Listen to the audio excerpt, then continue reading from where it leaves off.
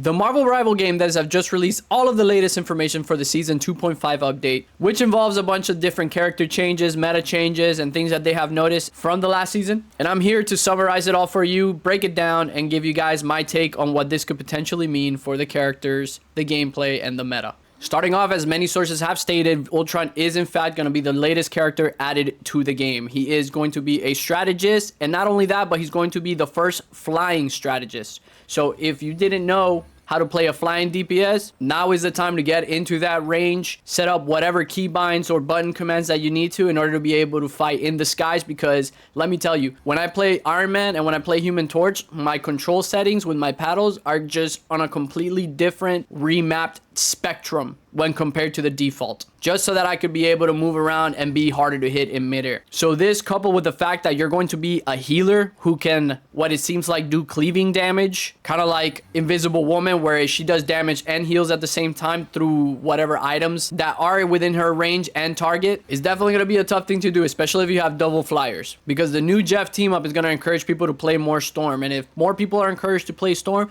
more people are going to be encouraged to play Human Torch, despite the supposed nerfs he's gonna get. But yeah, to sum it up, Araco, the new map, is the sister island of Krakoa, and this is where Extron is currently hiding, and it's going to be the complete opposite of Krakoa because it's more of a mechanized looking setting. It's not like Krakoa. It lost all its vegetation, and it just basically looks like a super AI robot factory. In this new season 2.5 update, they will be adding 6 new team up abilities, and of course removing some of them. 4 abilities are gonna be removed, to be exact. We're gonna start off, of course, by talking about the Jeff and Storm ability, the Sharknado. As a lover of sharks and as a lover of Jeff and Marvel, I think this is a phenomenal idea. Everybody has been memeing about it, and the fact that they've been listening to the community is a definite plus. Storm is gonna ult, Jeff's gonna dive into it, Jeff's gonna turn huge, Storm's gonna do damage, and then at the end of the Sharknado, Jeff is gonna eat whatever is left. So this is gonna be an insane team up, especially if you're running a Human Torch along with Storm along with Jeff. So you're gonna have like a flame hurricane Sharknado catastrophe apocalypse like in the middle of your game. This is gonna be kind of crazy, but obviously it's supposed to be like that because Jeff is the most busted character in this game, and we're just gonna continue to make him even more broken. So F it, Sharknado, right? Oh, but wait, if you didn't think Jeff was the strongest character in the entire Marvel universe and in this game, there's more. But before we talk about how much more busted they're making this character besides the Sharknado, we're going to talk about the plus side of this, because the backline was continuously getting harassed by DPS Jeff players who had the Luna team up. So the Luna Jeff team up with the Ice Bullet is going to get removed, so we could see a decrease in flanking DPS Jeffs, which is always okay. That's okay in my book. That's super annoying to deal with. If you thought a Spider-Man and Iron Fist was annoying to deal with, a good Jeff that had the flanking DPS Jeff mentality with a Luna team up, which is annoying. But not on to the good part, the part that we've all been waiting for. Everybody has been waiting for the Venom Jeff team up. I did a video about the Venom Jeff team up and what it could potentially bring to the table, and let me tell you, I am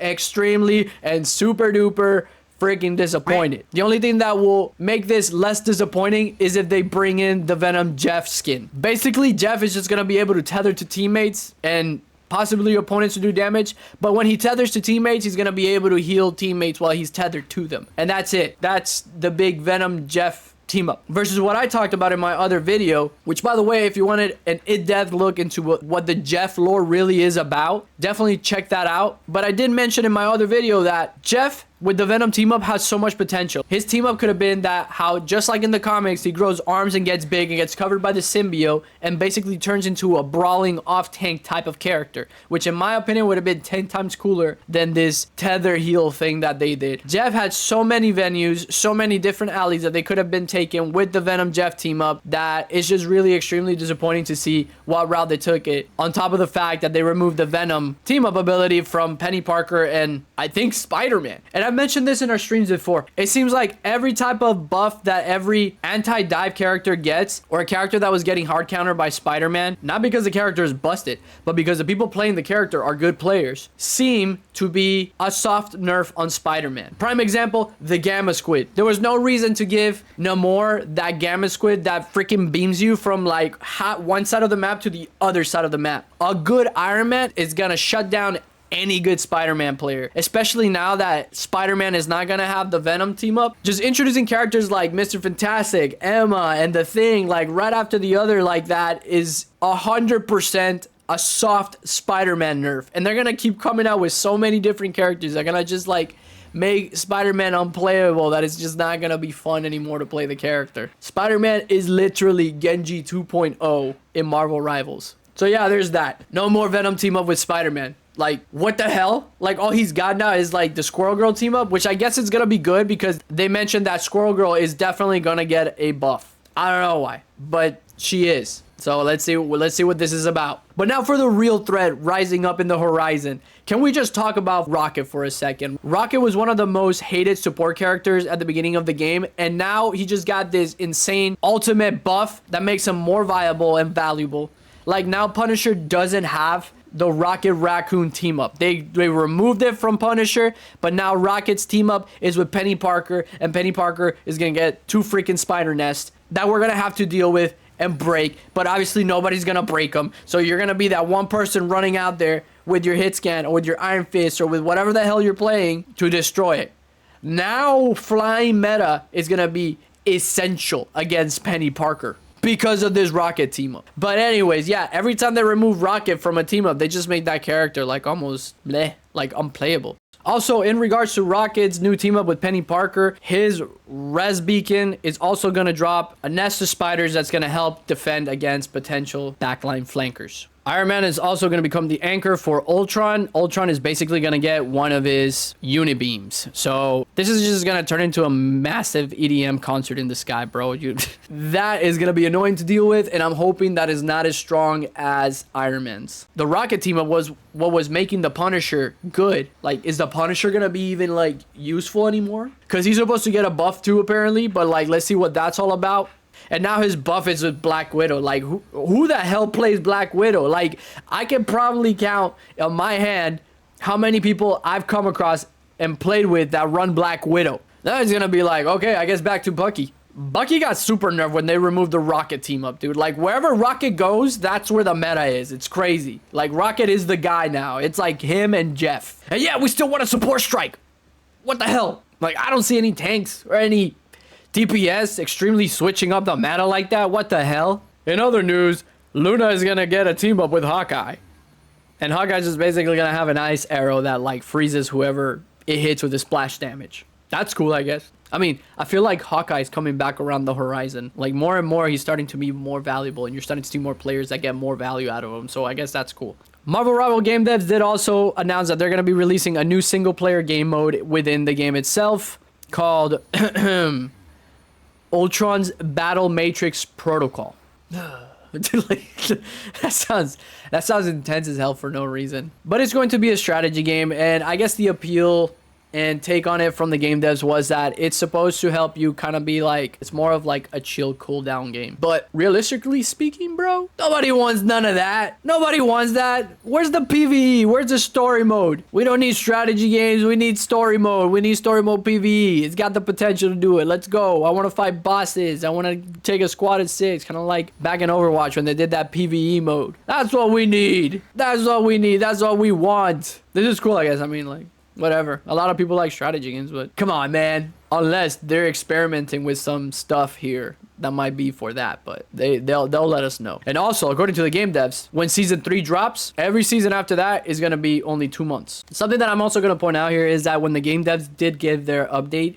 they also kind of gave some of the players little hints and tips and tricks as to what compositions you could be using right now in the season to help you go up in rank. They mentioned the double dive with Captain Iron Fist and Venom and Spider-Man. They mentioned the Bucky and Groot whenever you got to play Groot, where you could pull people into Groot and then Groot walls them off from being healed. And other team comps that help people climb up the ranks, and the obvious crutch one of triple support meta. The game does literally said if you had a problem with dive meta, run triple support.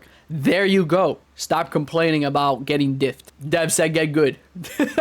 And they even highlighted heavy power-up team-ups like Iron Man, Hulk, Namor, Scarlet Witch, Doctor Strange, the Fantastic Four, Psylocke, Magneto, and Emma.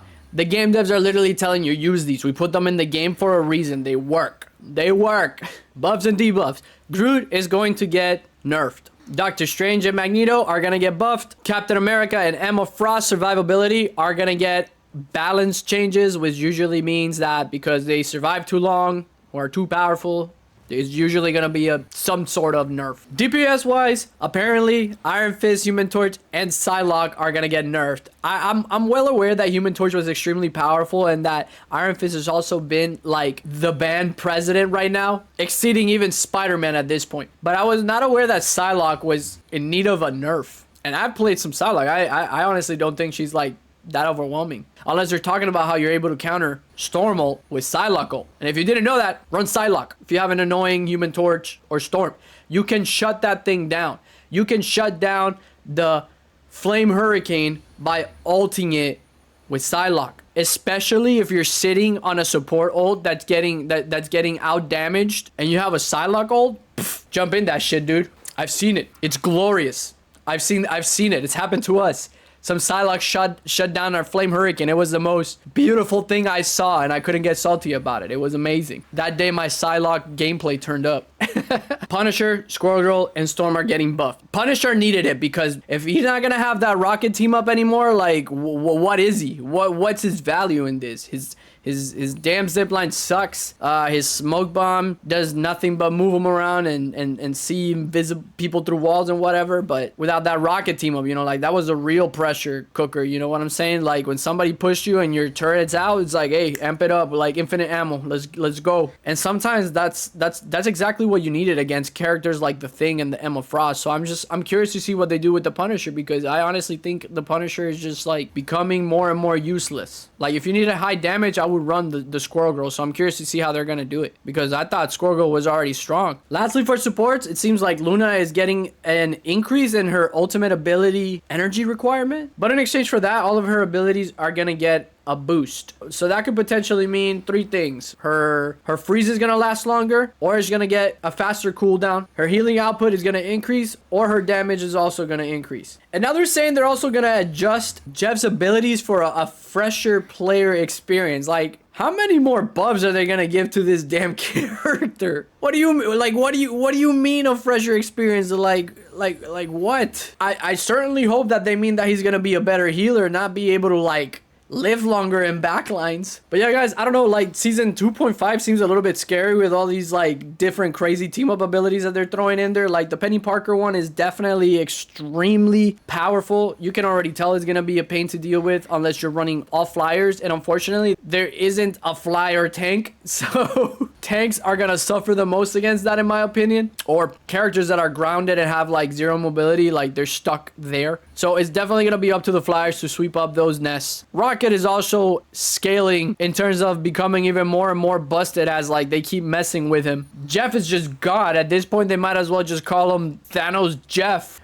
Like, I don't know where are we going with Jeff? Are we just trying to make him like the most hated character in the game? Is that what they're trying to go? Which is gonna be impossible because the fan base of Jeff is just gonna always love Jeff no matter what. But Spider-Man is gonna be like a fly on the wall now without the symbiote team up. Definitely the tables have turned with this season coming up, and I'm very excited to see a flying healer finally. I feel like Ultron is gonna be like the new alternative like Jeff flanker DPS support, especially with the Iron Man team up. Flyer support is gonna be tough to deal with, but again, it's like 100% the symbiote team up is a soft nerf on Spider-Man, because now we're gonna have a flyer support. So what's Spider-Man gonna go after if not a flying DPS? He's gonna go after a flying support. All I know is that it's gonna be an interesting season. It's gonna be fun. I'll get mad about Spider-Man, but I'm it's not like I'm not gonna stay here and not adapt. You know, I play pretty much every single DPS character, so Bucky is gonna be super useful with his like double punch thing though. If there's gonna be like 2 DPS flying or 3 DPS flying and a flying support, you're gonna need to be punching people out of the sky with Bucky. It's gonna be a Bucky, Spidey, no more meta. And that might be why they did what they did with